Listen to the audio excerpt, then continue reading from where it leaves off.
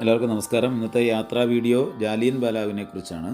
അത് നമുക്ക് വിശദീകരിച്ച് തരുന്നത് രാജേഷ് ജിയാണ്.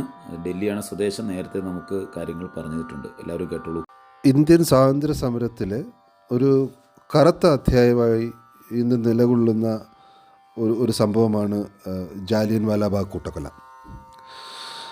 1919 ഏപ്രിൽ 13 ഈ സംഭവം നടക്കുന്നത്. അന്ന് ബൈസാഖി എന്ന് പറയുന്ന ഒരു പഞ്ചാബി ഉത്സവമായിരുന്നു. നമ്മുടെ വിഷു എന്നൊക്കെ പറയുന്ന പോലെ അതും ഒരു ഹാർവെസ്റ്റ് ഫെസ്റ്റിവൽ, വിളവെടുപ്പ് ഉത്സവമാണ് ബൈസാഖി.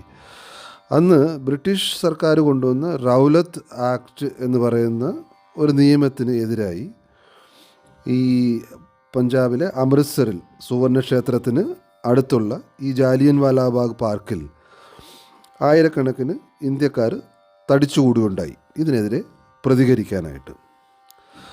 അപ്പോൾ ഇതറിഞ്ഞ് ബ്രിട്ടീഷ് പട്ടാളം ബ്രിഗേഡിയർ ജനറൽ REH ഡയറിൻ്റെ നേതൃത്വത്തിൽ ഈ സമാധാനപരമായി ഈ പാർക്കിൽ പ്രതികരിച്ചു കൊണ്ടിരുന്ന ആൾക്കാർക്ക് നേരെ ഇടതടവില്ലാതെ വെടിയുതിർത്തു.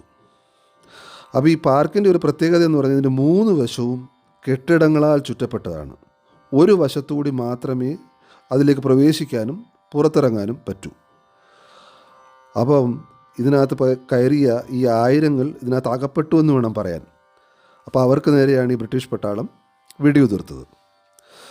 അപ്പോൾ അതിലുണ്ടായിരുന്ന ആൾക്കാർ പ്രാണരക്ഷാർത്ഥം വന്ന് അതിൻ്റെ നടുക്കൊരു കിണർ പോലെ ഉണ്ടായിരുന്നു, ഒരു കിണറുണ്ടായിരുന്നു. അതിലേക്ക് 100 കണക്കിന് ആൾക്കാർ എടുത്തു ചാടി, ഒന്നിൻ്റെ പുറത്ത് ഒന്നായിട്ട് ഇങ്ങനെ എടുത്തു ചാടി. അപ്പോൾ അവിടെയും ബ്രിട്ടീഷ് പട്ടാളം അവർക്ക് നേരെയും വെടിയുതിർത്തു. അപ്പോൾ ഏകദേശം ഒരു 400-നും 1500-നും ഇടയിൽ വലിയൊരു വ്യത്യാസം ഉണ്ടെങ്കിൽ തന്നെ കൃത്യമായ കണക്കുകളില്ല. 400-നും 1500-നും ഇടയിൽ ഈ സാധാരണക്കാരായ ഇന്ത്യക്കാരെ, ഈ അകപ്പെട്ടു പോയ നിസ്സഹായരും നിരായുധരുമായ ഇന്ത്യക്കാരെ ഈ ബ്രിട്ടീഷ് പട്ടാളം കൊന്നൊടുക്കി.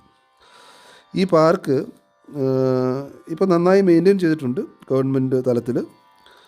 നമുക്ക് ആ കിണറും പിന്നെ ഈ 100 കണക്കിന് വെടിയുണ്ടകൾ തളച്ച സമീപത്തുള്ള കെട്ടിടങ്ങളുടെ ഭിത്തികളും ഒക്കെ കാണാൻ കഴിയും. നമസ്കാരം. രാജേഷ് നേരത്തെ പറഞ്ഞ കിണറാണ് ഈ സമരത്തിന് എഴുത്തിയ അസാധുവായ ജനങ്ങൾ ചാടി രക്ഷപ്പെടാൻ ശ്രമിച്ച കിണറാണ്. അതേപോലെ ഇതാണ് ആ വെടിയുണ്ട കൊണ്ട സ്ഥലങ്ങൾ. അതെല്ലാം മാർക്ക് ചെയ്ത് വെച്ചിട്ടുണ്ട്. അവിടെ ആൾക്കാർക്ക് നേരെ ഉപയോഗിച്ച വെടിയുണ്ട കൊണ്ട സ്ഥലങ്ങളൊക്കെ അവർ മാർക്ക് ചെയ്ത് വെച്ചിട്ടുണ്ട്. ബ്രിട്ടീഷ് ഗവൺമെൻറ് ഇതുവരെ മാപ്പ് പറയാത്ത ഒരു സംഭവമാണ് ഈ ജാലിയൻ വാലാബാഗ് കൂട്ടക്കൊല എന്ന് പറയുന്നത്. അപ്പം സുവർണക്ഷേത്രത്തിൽ നിന്ന് നടന്നെത്താവുന്ന ദൂരം വളരെ അടുത്താണ്. അതിൻ്റെ ഒരു സൈഡ് വളരെ അടുത്താണ്. അപ്പോൾ ഇവിടെ വരുന്ന എല്ലാവരും, സുവർണക്ഷേത്രം സന്ദർശിക്കുന്ന എല്ലാവരും ജാലിയൻ വാലാബാഗും സന്ദർശിക്കണം. ഇത് ഈ കാണുന്ന സ്തൂപം, അവിടെ ഈ അന്ന് ജാലിയൻ വാലാബാഗ് കൂട്ടക്കൊല ചെയ്യപ്പെട്ട ആത്മാക്കൾക്ക് നിത്യശാന്തി കിട്ടുന്നതിന് വേണ്ടിയിട്ട് അവരുടെ ഓർമ്മയ്ക്കായിട്ട് വെച്ചിട്ടുള്ളൊരു സ്തൂപമാണത്. നമുക്ക് ഈ സ്ഥലത്ത് നിൽക്കുമ്പോൾ വല്ലാത്തൊരു അനുഭവമാണ്. നമ്മുടെ ഈ ഇന്ത്യൻ സ്വാതന്ത്ര്യത്തിന് വേണ്ടിയിട്ട് എത്രയോ അറിയപ്പെടാത്തവർ, അറിയുന്നവരേക്കാൾ എത്രയോ അറിയപ്പെടാത്തവർ ജീവൻ ആഹുതി ചെയ്തിട്ടുണ്ട്. അവരുടെയൊക്കെ ഓർമ്മകളിലൂടെ നമ്മൾ കടന്നു പോകും. അത്തരത്തിലുള്ള ധീര രക്തസാക്ഷികൾക്ക് നമ്മളെല്ലാവരുടെയും സാഷ്ടാംഗ നമസ്കാരം സമർപ്പിക്കുന്നു. എല്ലാവർക്കും നമസ്കാരം.